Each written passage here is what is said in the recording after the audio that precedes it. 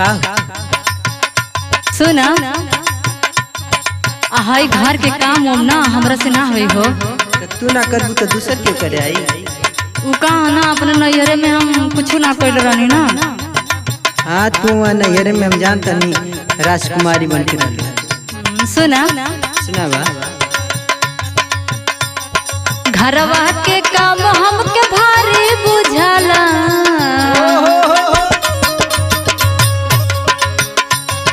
घरवा के काम हमके भारी बुझाला। बलमा हो कौनो नौकरानी लगाला।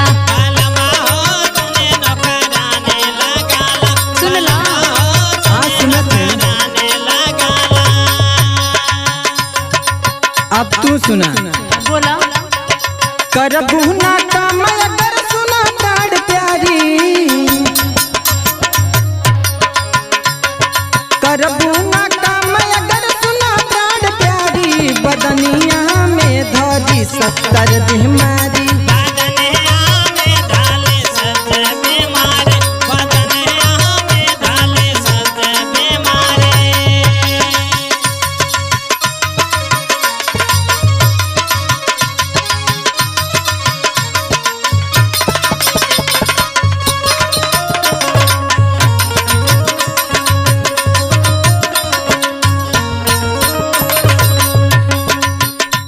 हाय सुना हो सुना बा हरी नैहर में रहली हम सब कर दुलारी।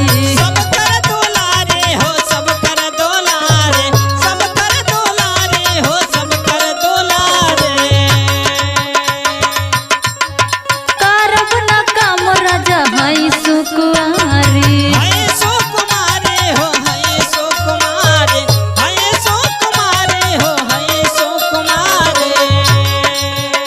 सुना नैहर में रहली हम सब कर दुलारी। करब ना काम राजा हई सुकुमारी। सुनत हवा सुना बा अरे रोटिया बनावत का हाथ जरी जाला। अच्छा अरे रोटिया बनावत के हाथ जरी जाला। बलमा हो कौनो नौकरानी लगाला।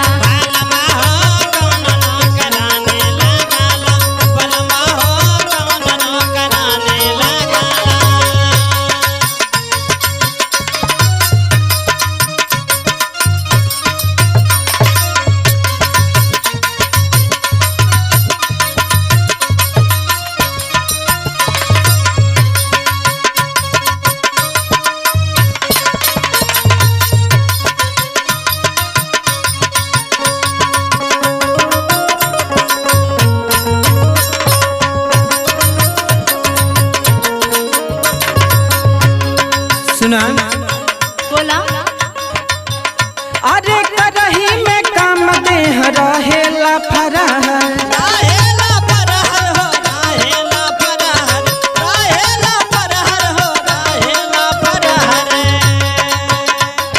धरी न बेमारी गोरी रहबू तू छरफर।